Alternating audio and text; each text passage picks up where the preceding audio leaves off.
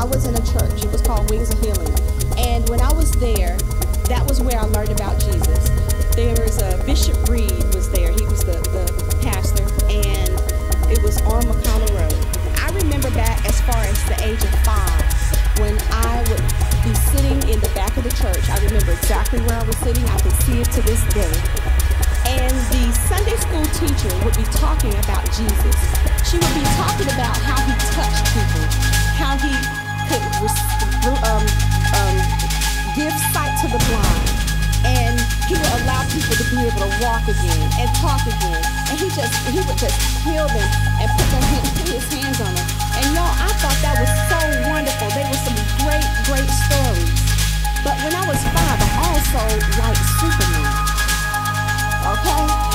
And Superman was faster than a speeder bullet. And he was more powerful than a locomotive. And he was able to leap tall buildings on a single bound. Look, up in the sky, there's a plane. It's Superman. And my brother and I were in the back seat one day, and we were just getting it. Well, I said, yeah, he did catch the bullet in his teeth. Did you see him catch the bullet in his teeth? He did. My father had had enough of us. He turned around and he said, I want you all to know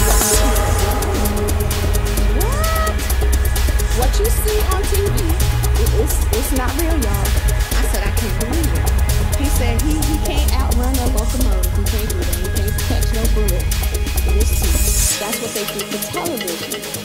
However, when they talk about Jesus putting his hands on people and calling the dead back to life,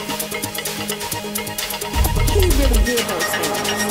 And from that day on, I looked at Jesus as Superman. My father never said it, but that's how I saw Jesus. I was like, Jesus